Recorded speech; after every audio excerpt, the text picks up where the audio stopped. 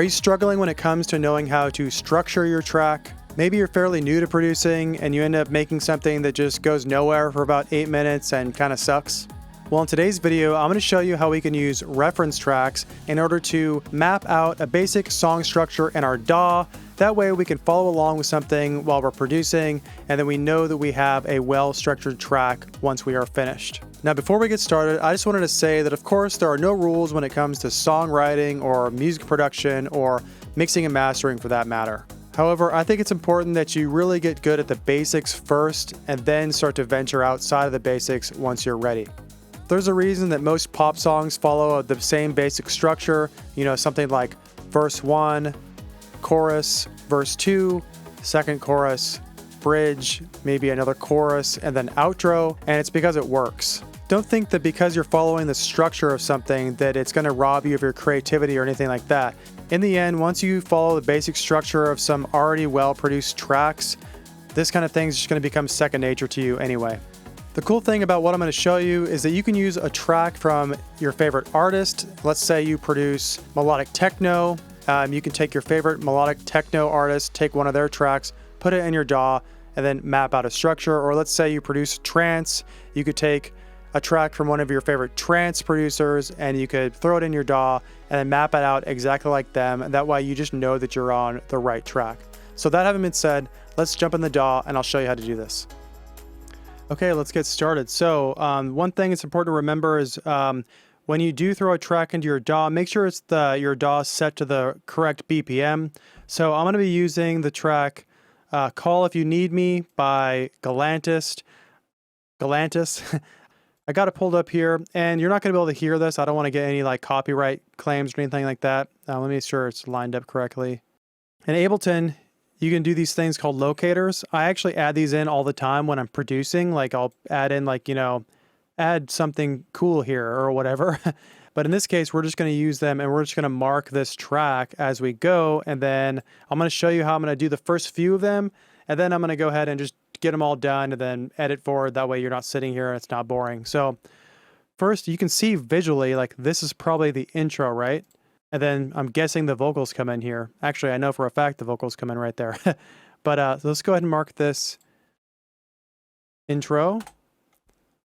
I'm going to play it. I'm going to skip right here.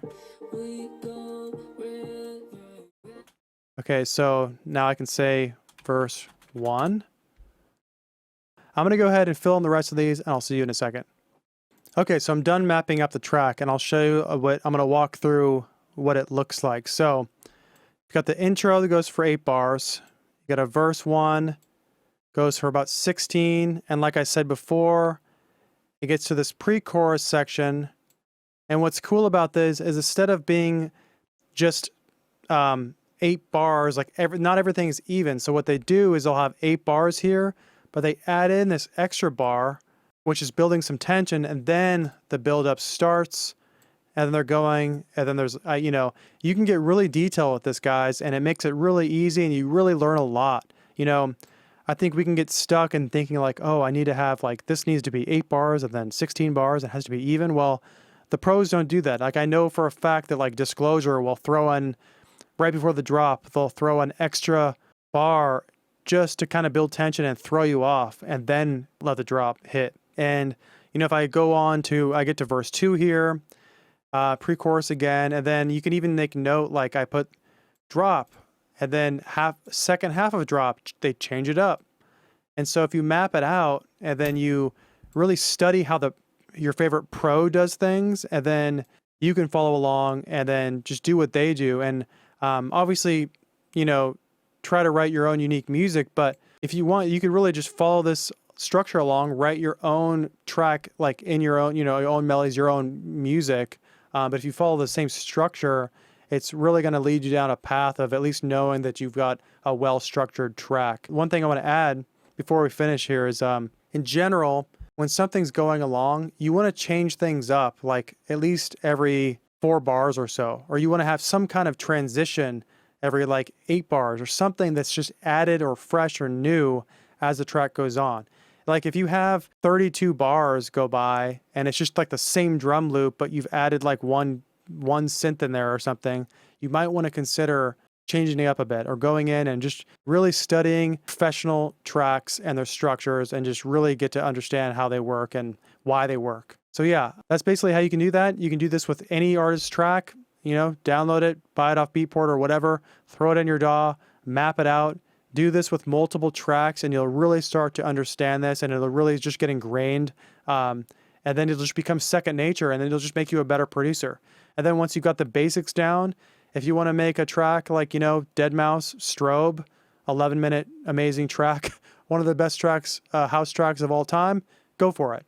But in my opinion, get the basics down first, and then you'll really be able to go a long ways. I hope that helps. If you like this video, please like and subscribe, and check out the description below. I got my free ebook I'm giving out. I'm going to have links to buy plugins, affiliate links. You know, if you buy from the links, that would really help me out.